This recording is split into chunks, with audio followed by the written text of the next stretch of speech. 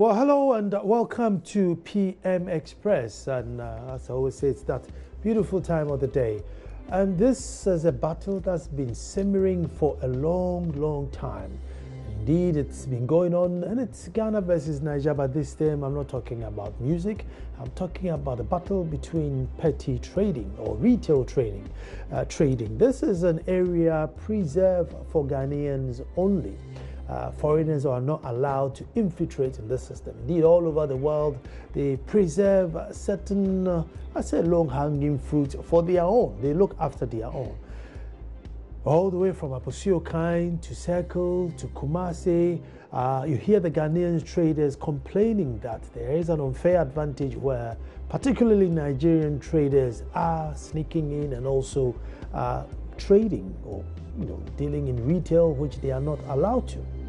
Well, today at Circle, it was literally a clash where the Ghanaian traders thought enough is enough. This is the last straw. The police had to come in, and we're here to find out a lot of whys. Why can't the Nigerians trade? After all, within the West African coast, they seem to be our brothers and sisters, our close sisters. When did they start trading? Why now? What is it that is bringing, or what is it that is the last straw between the Ghanaian traders and the Nigerian traders? It's one of those things that has to be nipped in the bud diplomatically, because whether we like it or not, we always have that link with Nigeria. We have our rivalry when it comes to sports, in anything, development, politics. And so there should be some amicable finding. If indeed the Nigerians are not supposed to trade, how do we go about it so that we send them home? Or if they are going to trade, how do we do so that the Ghanaian traders and the Nigerian traders can sit side by side peacefully? My name is Nana Sakwa, the fourth chief of the Little Republic of Akwamu Edumas. And when I come back, we're going to find out what happened that caused the clash Tiptoe Lane today. Don't go.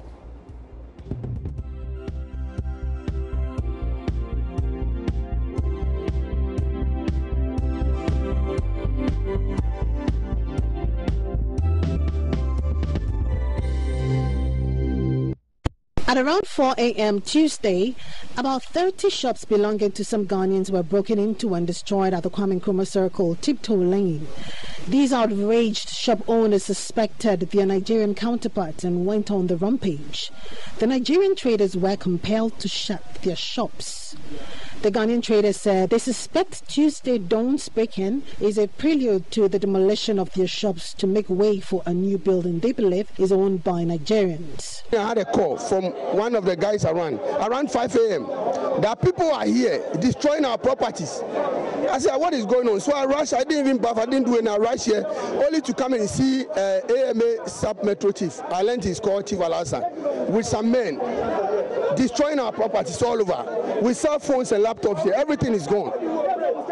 We asked what is happening, and we were told that we don't know. He couldn't tell us anything. He said he's rather here to protect us. I said, if you are here to protect us, how come the people are destroying our tent? You are standing here.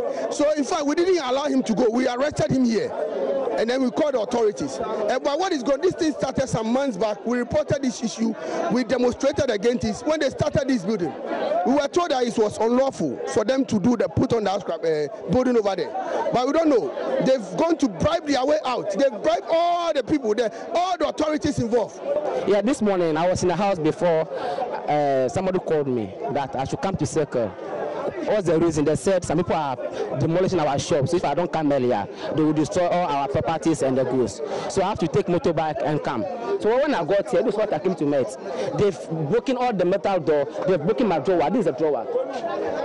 Look at the drawer. They've broken the drawer. I have money inside. And my iPhone X, over 5 pieces, they have taken it.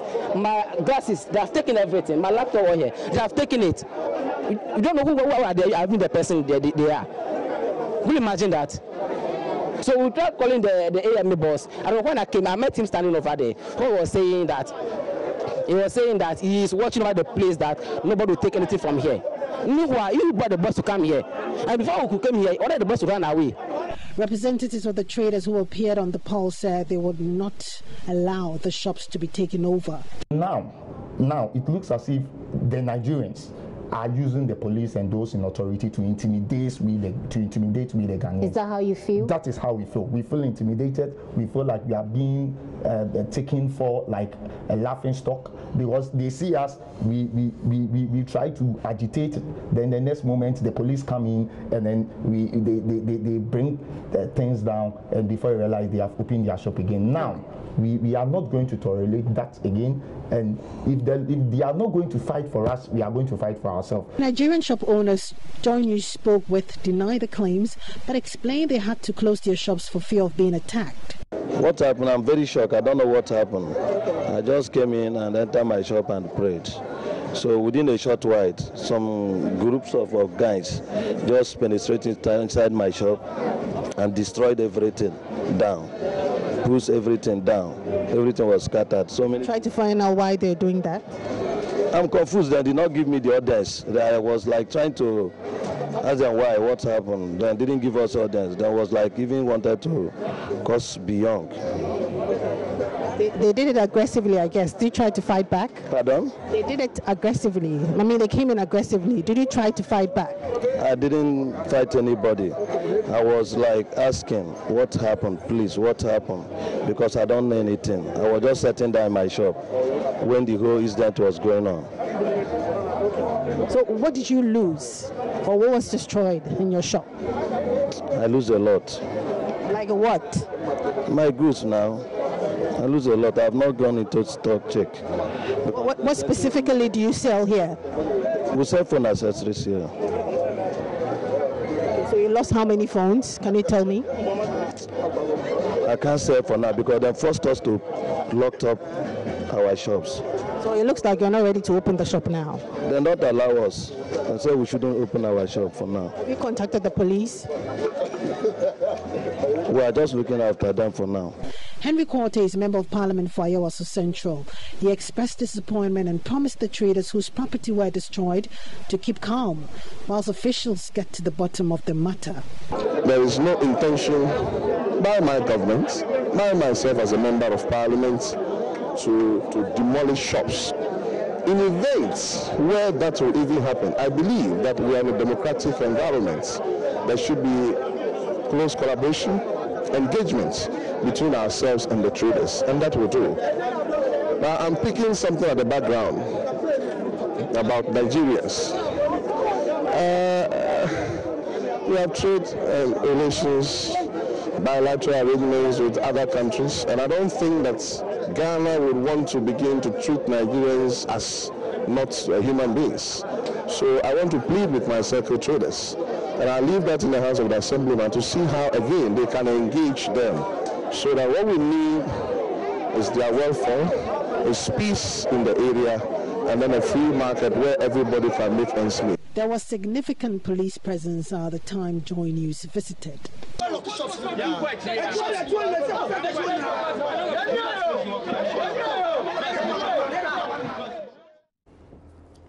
Wow, so that's the background to the conversation we are going to have. At least we have some more time to expatiate a bit more. Now, sitting right next to me is Anthony Kelly Manso, who's the chairman, Business Group Association of SECO. Yeah. You're welcome. Thank you. And then we have Lord Apia Dankwa, who's the secretary, SECO Youth Traders Association. Lord, you're welcome. Thank you.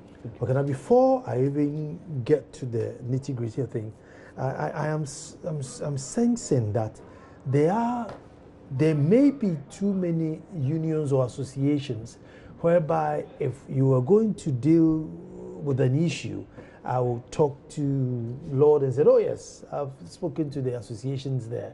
Meanwhile, I haven't spoken to the Business Group Association, and probably there may be. Could that be weakening your base, where you are different groups, and therefore you are not united, and could weaken your base? Should I? Yes, Secretary. Yeah, actually, you have a point in a way that every association have the motive for being given birth to. In a way, it's difficult, but when it comes to issues like this, we are together, and then we deal with the issues regardless of the association that you are coming from. When it comes to issues concerning the general populace of Circle, we deal with it regardless which association you belongs to. You know, most associations, some are for social activities, some are for businesses, some help themselves, some do contributions just for them to grow. Other associations have different aims and objectives. But when it comes to the well-being and the protection of our business, we put aside every association. We all come together as Circle traders and we fight for one cause. Chairman, I mean, because it's Circle, I mean, wouldn't it be better if you could sort of consolidate and come together as one? Now, I'm saying that because once you come together, assuming you came together today and there were, let's say, 4,000 members, that's it. You put a seal on it. Unless somebody dies or retires, you don't add anybody. So it makes it very expensive because there's then a waiting list of people who are coming in and make the membership more richer, making it very difficult for somebody from anywhere to infiltrate, because even by the time you come, those of us here living in Dansuma have queued up waiting for somebody to retire or sell off or something before they can join. I mean, what do you think, Chairman? Yeah, I think I agree with you on that. We had an association like that, but unfortunately, other ones emerging made that particular one weaker because there were other associations that emerged from that particular one. So I think maybe that is what we have to fight for now. Yeah, because but when situations like this happens, we all come into one particular umbrella and fight against it. That's what we do. So what do you deal in? I deal in mobile phones. You deal in mobile phones? He's a general merchant. Mobile phones, screens, accessories, laptops. Oh, okay, okay. And you? Me, only mobile phones and laptops. Okay. I'm a small businessman. It seems to be like that's the predominant. Yeah. Mostly. Fortunately, we have TVs and accessories also. Okay. And we have people that sell phones and already made dresses on cars. Yeah. And they are not much as compared to those in mobile phones and accessories. Yeah. So let me stay with you, Secretary. I mean, how long have you been there? I've been there for the past 8 years. 8 years? Yes. So how did you start? Did you go find an empty pitch and say, look, can I set up here? Or how did you get in? Yeah, it's true. You know how this sole proprietor business is. You can free entry, free exist. Everybody comes in and everybody goes out. I think that's the mistakes we made, or the people that started Circle, that's the mistake they made. I think we should have put in down proper structure to regulate the entry and the exits of the market. But, you know, initially Circle has been tagged as a no-go area. Tiptoe Lane is a no-go area for a lot of people. Even till date, people are scared of coming to Tiptoe Lane. So the business wasn't that regulated. Everybody comes in and everybody gets off. I went in after I finished with my national service of Fancy IUB, where I taught. You were at Fancy IUB? Yeah, I taught for 1 year.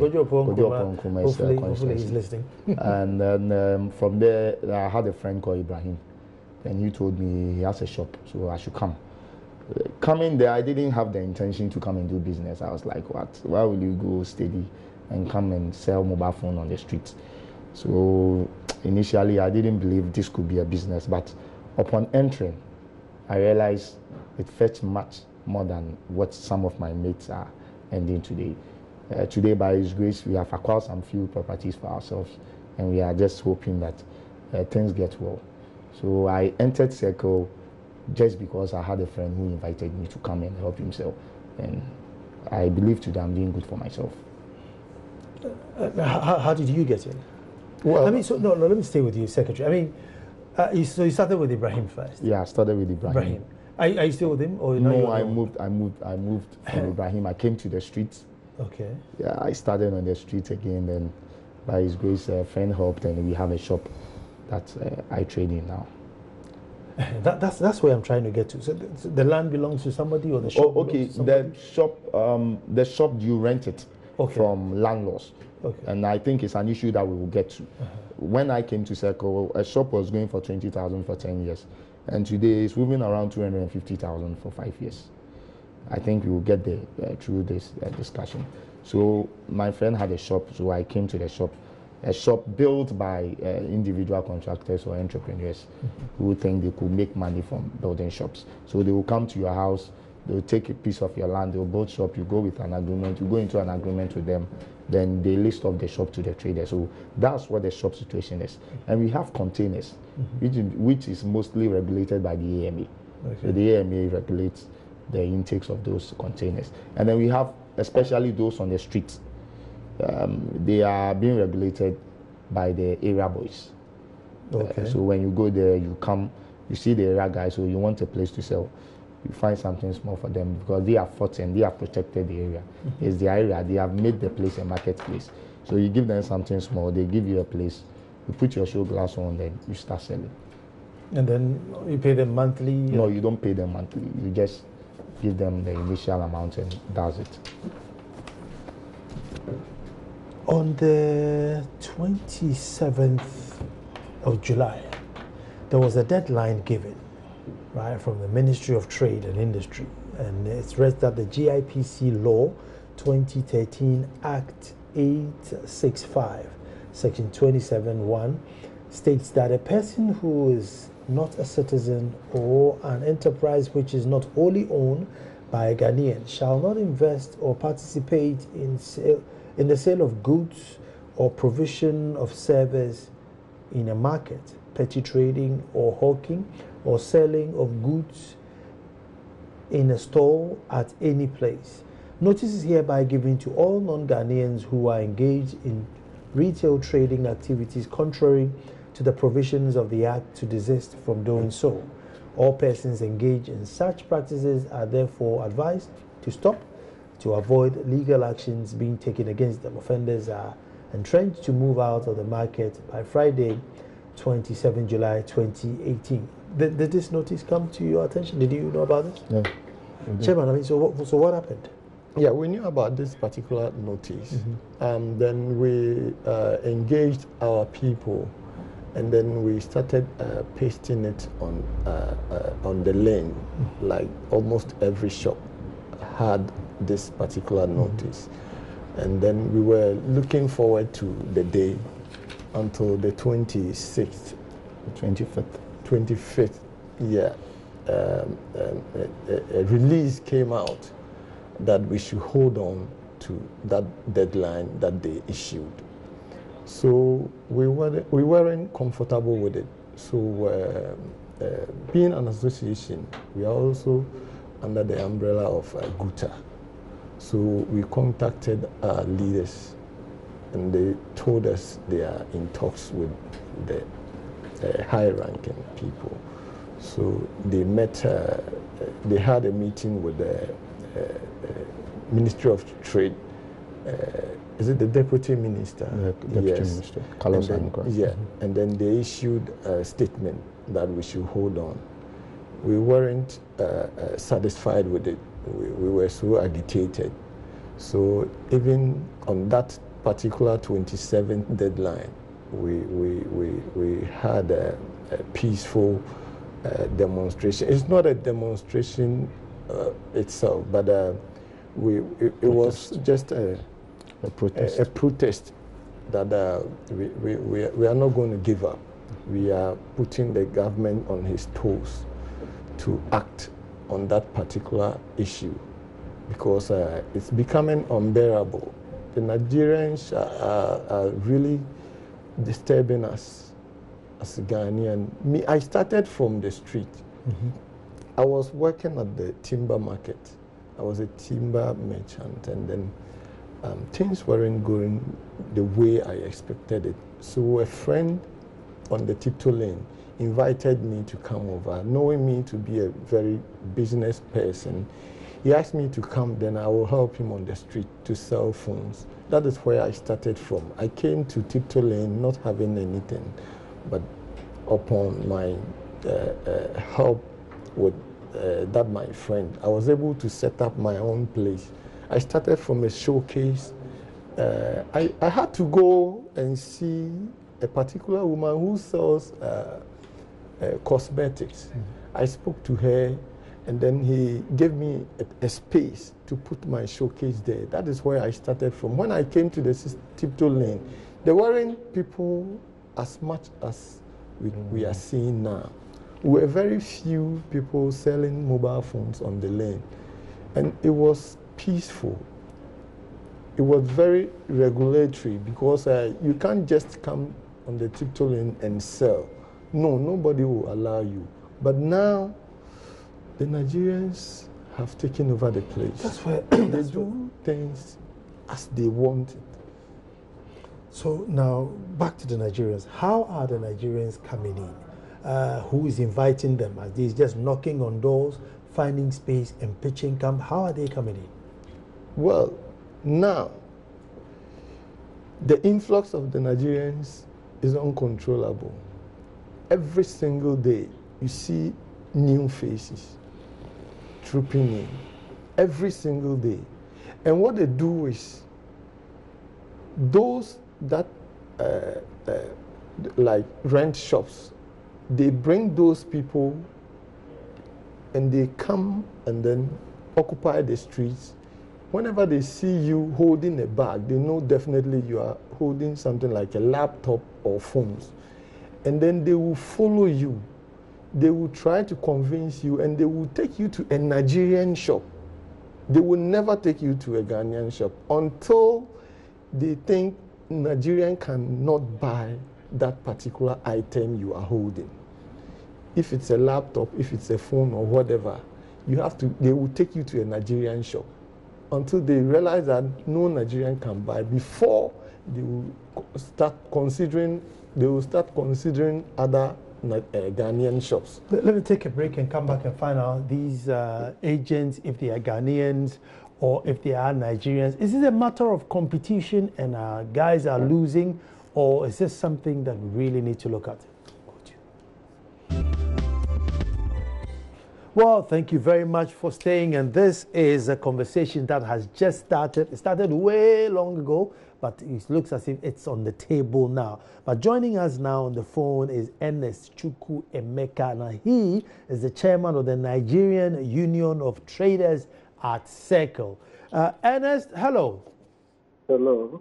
Thank you very much for joining us. I know you had quite a few things to do, but thank you for joining us. Ernest, may I ask, do you trade at Circle?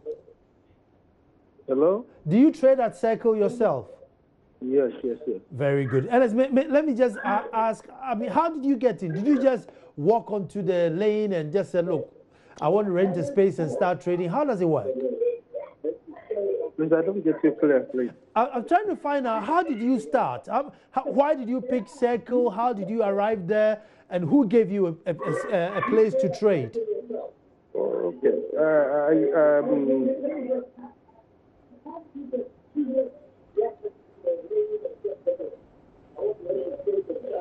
Oh, you have to listen to me on the phone. The TV will delay. There's a delay on the TV.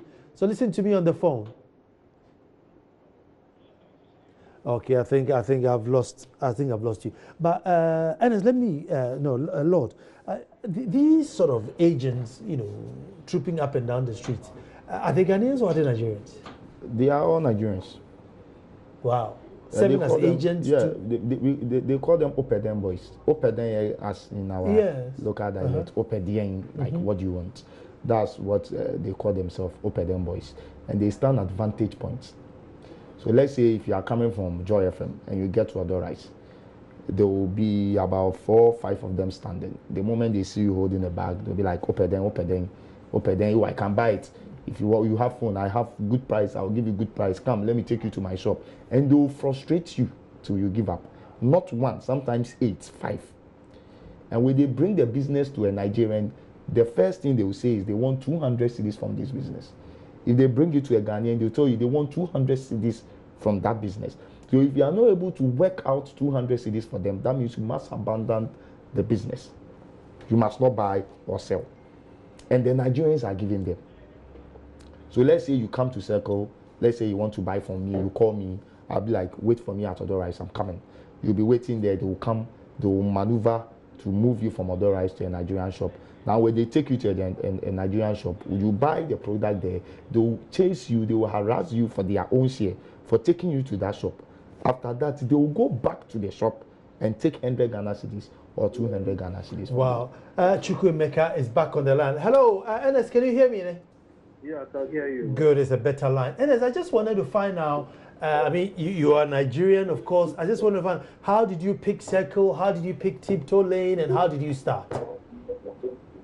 Yeah, I've been supplying to some of my customers over there before I decided to, it's better for me to secure. Hello?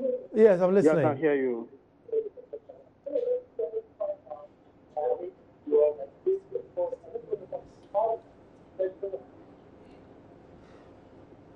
Ernest, you need to turn down the TV and listen to me on the phone.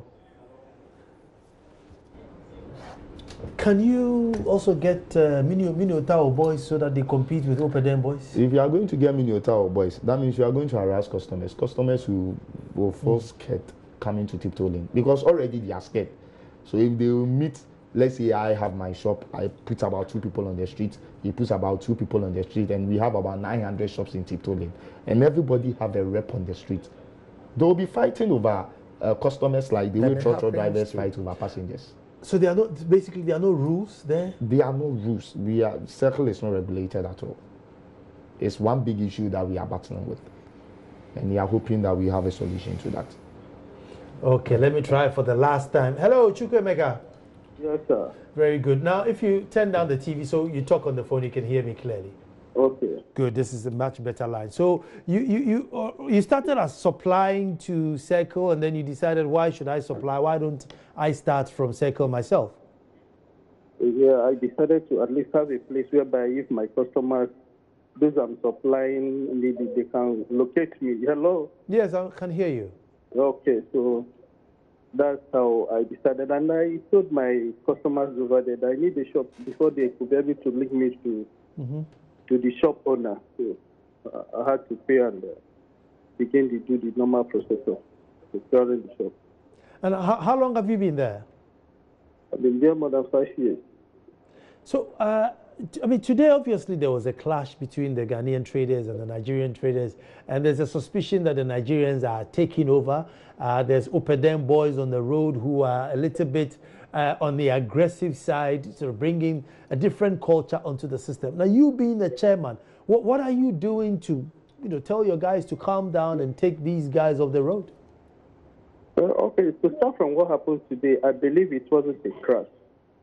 It was some of the Ghanaian traders who were demonstrating over what happened to their shop. So they asked everybody to close. Concerning what happened, a few months ago, the leadership of CETA, which the organizer, they lost, called me. They had a rumor of a Nigerian building a shop here, trying to remove their people on the front of the structure. So, and I said, okay, I've also heard that rumor. Then he said, okay, I should make my investigation and get back. I did my thorough investigation. I couldn't ascertain the particular person who is building the church. I gave him a feedback, said, I've done my thorough investigation and I couldn't get the particular person who is in the building, is responsible for the building. So whatever you are going to do over the issue, so our hands are off.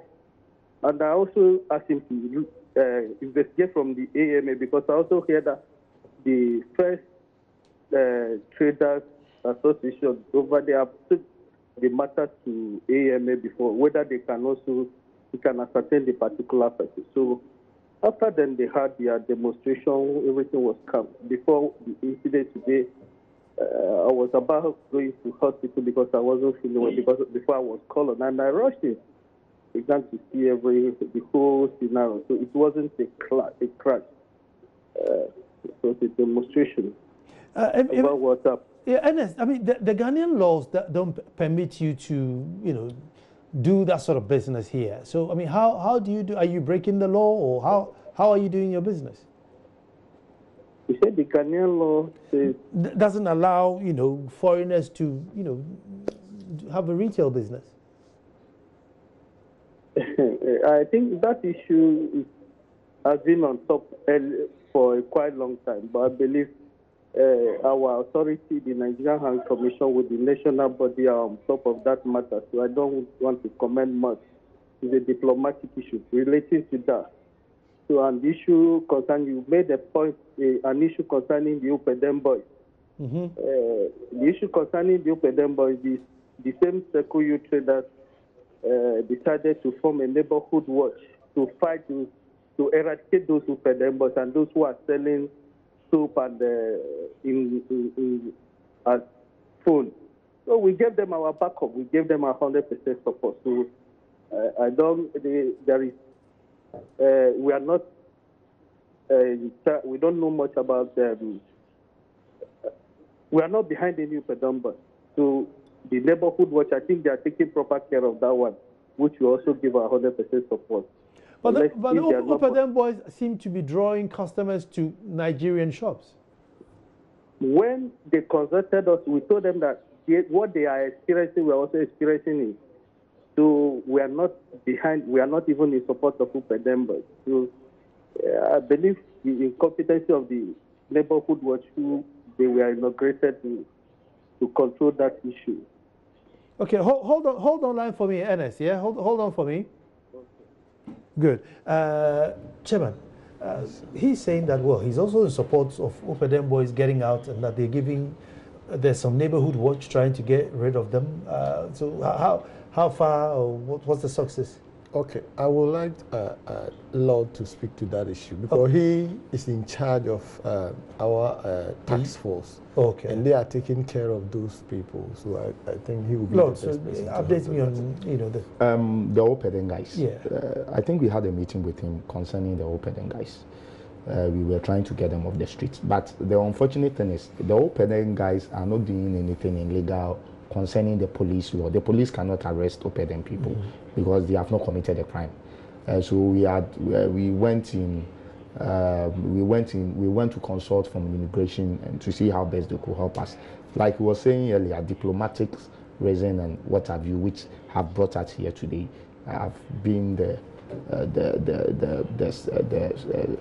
stumbling block for the ongoing process of this Upedem guys. But one thing that I would like to put on board is these Upedem guys are being sponsored by the Nigerians who have the shops. Even though Ernest denies it, Ernest is saying he is not on the lane. He's into the accessories. He is into accessories. Okay. He is not on the lane. He is not selling mobile phones. He is in accessories. So he directly don't feel the impact of this Upedem guys. But we selling mobile phones and accessories, we are feeling it. And he cannot deny his own Nigerian people. They give them 100 cedis, 200 cedis upon every business they bring. So that is the motivation. So if the shops of those Nigerians are not being locked, these Upedem guys will still be there. If the Nigerians don't have shops in Circle, there is no motivation for doing Upedem. Because no Ghanaian is going to give you 200 cedis for selling a mobile phone. How much is he getting? Business. But so how much is the Nigerian getting that they give the 200 cedis? I don't understand how they do their things. Sometimes it beats our imaginations. If they roam the whole Nigerian shops and they don't get a buyer, that's when they sometimes come to you. And sometimes when they come to me, they be like, "Oh, guy, anything you will get, give me." That's after roaming the whole circle. So you open your shop the whole day, and if not for your customer calling you from his house to Circle, you wouldn't get a single passerby customer who will come to your shop and even ask how much, because they are everywhere blocking them. Is there a way that you can cohabit and trade together? Is there a way? I don't think it's a way. Our people have different culture and they have different mentality. Ghanaians, we have different culture. Like I was telling a friend, one of those days, even in our homes, our parents have new plates that they don't serve. They don't eat in it unless we get visitors. That's the only time we give that bowls or spoons to them. It's about us and it's about them. They are harsh or violent by nature. I'm not saying they are violent. They will do everything for the money. But Ghanaians are reserved. We are not that type. So the kind of attitude they are bringing on board inside Tiptoe Lane, there is no way we can exist with them peacefully. Ernest. Hello, Ernest. No, I'm with you. Yes, you heard the secretary there. That's Lord Appiah. Yes. Yeah. It looks like the Nigerians are a bit brash or a bit, a bit upfront, too much for the Ghanaians. And so cohabitation has become a problem where we are laid back waiting for the customers. You are out there grabbing the customers. I mean, what can we do about this? I heard it very right. I'm not into laptop and all rest of them. My people who are also in the same business with them are also complaining bitterly. Yes, that is why we are giving them the neighborhood watch the backup. Unless if the neighborhood watch, they think the neighborhood watch cannot handle the matter. Let's form a round table and see the way forward and see how those people can be handled. Because those members, none of them is my member. They don't have a shop. And if you don't have a shop, you are not qualified to be my member. So you must have an address so that if anything, we can trace you. But all those members, I don't mean nothing. And do you know if your members are giving Opedem boys, 200 Ghana cedis per deal? I mean, is it true? Oh, as for that one, I don't know. I can't say what I don't know. Your members having, informed you about that? No, they haven't told me. But they're also complaining about the way our Ghanaian brothers are also complaining about those people. What are some of the complaints they get with regards to the Ghanaians? With regards to this, all of them being some of them being on the streets and directing customers on where to go and whatever. So my people are not also pleased with that. So. Now, Ernest, I mean, if there were to be a designated Nigerian market, I don't know where it to be, would you want to say, look, let's go here, form our Nigerian market, and then, peace will come to Bethlehem? If there is a designated market for Nigerians. Yeah, so that there's a Nigerian market. So that's to be just reserved for Nigerians. You leave Tiptoe Lane, or even if it's somewhere Tiptoe Lane. I mean, would you prefer that, or you want to find a way to live together? In terms of designated market, whatever before such step will be taking place, our High Commissioner will direct us on what to do. But I think it's okay. I don't see any problem about that. Okay, hold on. I mean, would you prefer if they found a place somewhere, I don't know, somewhere, and said, okay, all Nigerians, you go here and trade. You leave the Nigerians, you leave the Ghanaians on Tiptoe Lane. I mean, would they be okay with you, or you just don't want them in the country trading? No. Or you speak? Yes, Chair. Well, no, that particular one, I think that would be better, because Tiptoe Lane is now marketplace, and the law doesn't permit a foreigner to trade in the marketplace, that like retail. And even if you want to do a wholesale, it shouldn't be in the market. It should be outside the market, so that we will come buy it and bring it to the market and sell it retail. So the law doesn't permit us to cohabit with them. That is what I understand. I'm going to take a quick break. And then also, they are making things difficult, because a shop that was like 20,000 in 2012, thereabout, it's now going for 150,000 and even as in more. 100,000 Ghana cedis and more. Yes, and even more.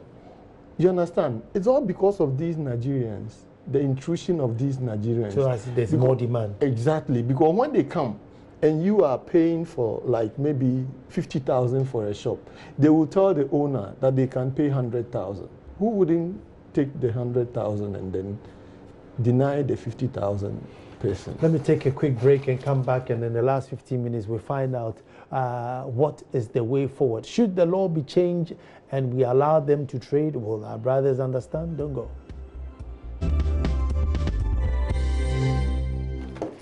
cohabitation, cultural differences, laws, everything seems to not to be working. Let me start with Chairman. Chairman, should the law be changed to say, okay, because of our diplomatic relationship between Ghana and Nigeria, they are allowed to stay? How does it go? Well, I don't have a problem with that. My only issue is if they can regulate that one, fine.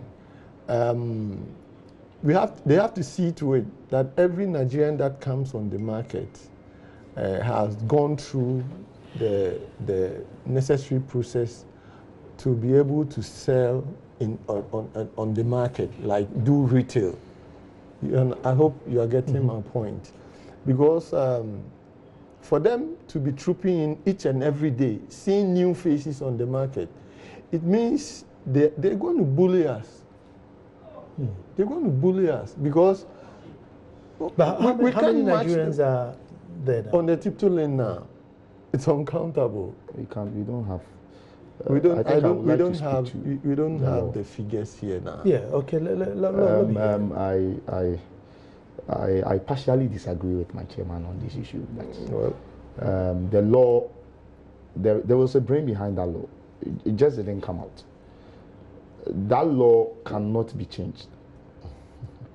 That law must work, and it must work according to how it's drafted. He goes to Dubai to buy screens and to sell. And now those in Dubai are coming to Ghana.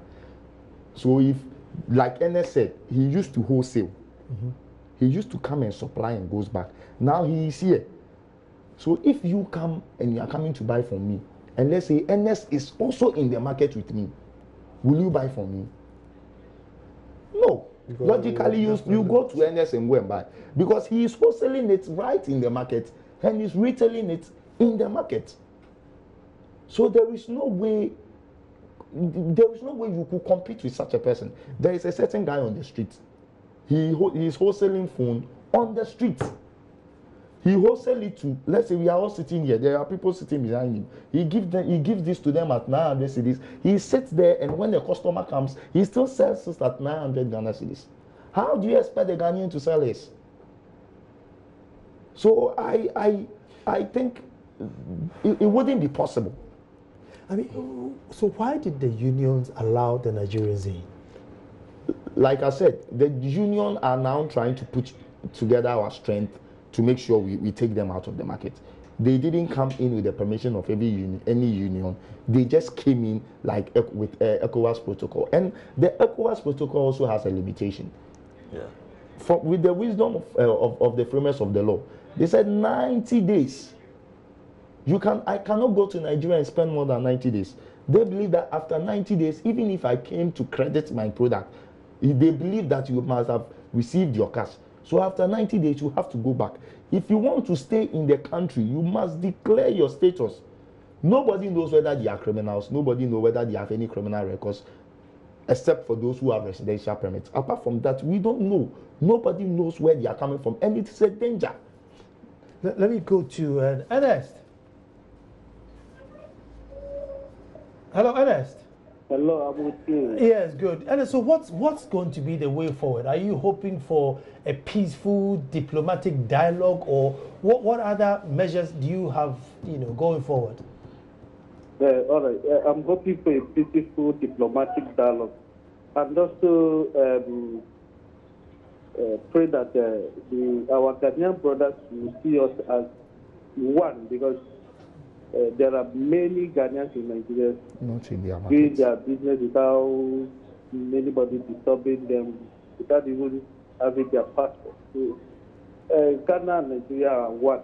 We are twin brothers in the ECOWAS community. So, I think we should embrace the brotherliness we have and see us as well. So, and I hopefully believe in peaceful dialogue so that we can understand each other very well.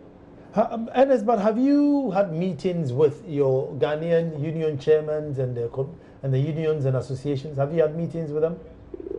We have had about several meetings with the CITA, the leadership, the Lord leadership. We have had several meetings with them.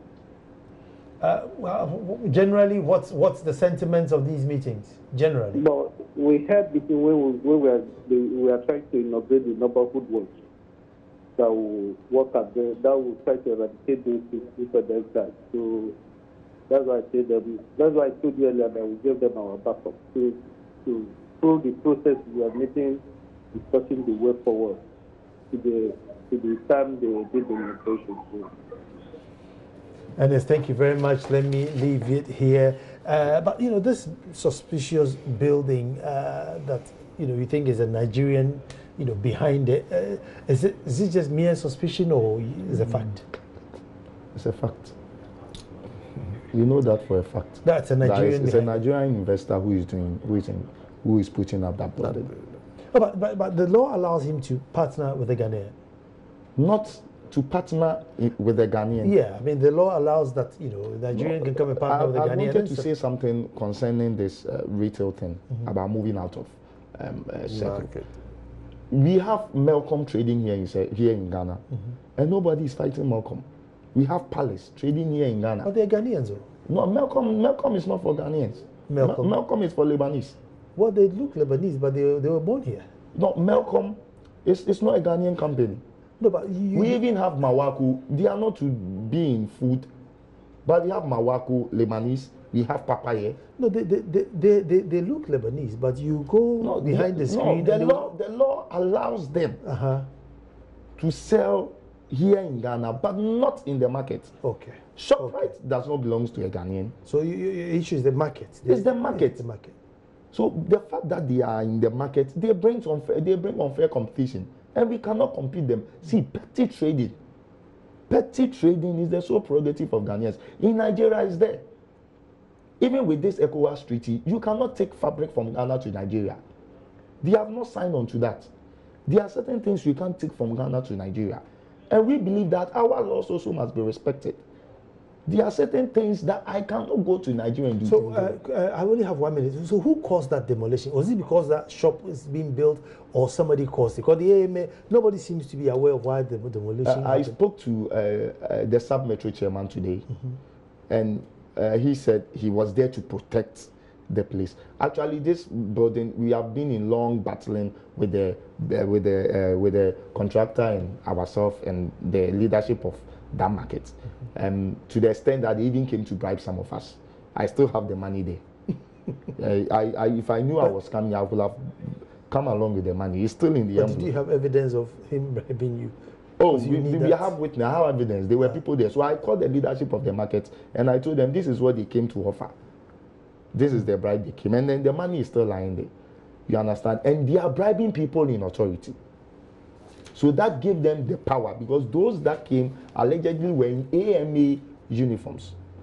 But according to the rapid response coordinator, which is Moses Sabo, Honorable, he's saying AMA has not authorized anything of such nature. Well, going forward, we're going to see how this will definitely unfold. But gentlemen, thank you so much for coming in and shedding light.